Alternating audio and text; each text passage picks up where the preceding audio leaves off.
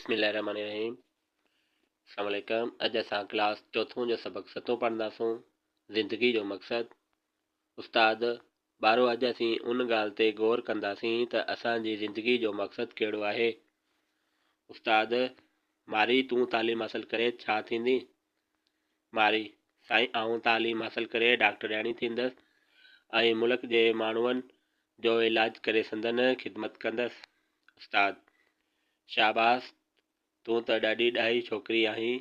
असांजे मुल्क खे सुठनि डॉक्टरनि जी ज़रूरत आहे त जीअं बीमारनि जो सुठो इलाज थी सघे। उस्ताद आबिद भला तूं वॾो थी छा कंदे? आबिद साईं आऊं इंजीनियर थींदसि। मुल्क में पका रस्ता, इमारतूं ऐं पुलियूं ठाहींदसि।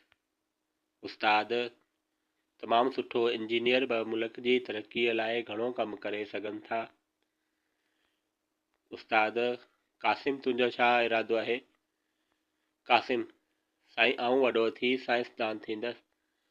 माण्हुनि जी सहूलियत लाइ नयूं नयूं शयूं ठाहींदसि। असांजे मुल्क में बिजली जी तमामु घणी खोट आहे ऐं शमसी तवानाई ऐं कोयले मां घटि ख़र्च वारा बिजली घर ठाहींदसि।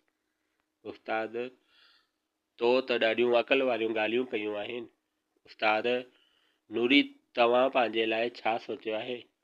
नूरी साईं आऊं वॾी थी उस्ताद थींदसि ऐं पंहिंजे ॻोठ जी छोकिरियुनि खे अव्हां वांगुरु महिनत सां पढ़ाईंदसि।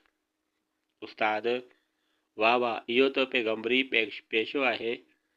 उस्ताद साजन तुंहिंजी छा मर्ज़ी आहे? साजन साईं असीं ग़रीब आहियूं ऐं वधीक पढ़ी कोन सघंदसि ऐं पंहिंजे पीउ वांगुरु ऑफिस में नाइब कासिद थींदसि। इहा ॻाल्हि ॿुधी क्लास में सभु ॿार खिलण लॻा। तंहिं ते उस्ताद ॿारनि खे सम्झायो त खिलण जी का बि ॻाल्हि न आहे। नाइब कासिद बि असांजे समाज जो हिकु महिनती फ़र्द आहे ऐं ऑफिस जे कमनि कार्यनि में हिकु अहम हैसियत रखे थो। साजन जेकॾहिं तूं ग़रीब जो पुटु आहीं त छा थी पियो, तूं बि महिनत करे कंहिं वॾे उहिदे ते पहुची सघीं थो। उस्ताद ॿारो अव्हां सभिनी जा ख़्याल तमामु सुठा आहिनि। इल्म सां गॾु महिनत बि कंदो त ज़िंदगी जो मक़सदु ज़रूरु माणे सघंदो। चङो ॿारो, हाणे मोकल जो वक़्तु थी वियो आहे। अल्लाह वाही। ॿारो चैनल खे सब्सक्राइब कंदा जीअं तव्हांखे ईंदड़ वीडियोज़ जी ॼाण मिलंदी रहंदी।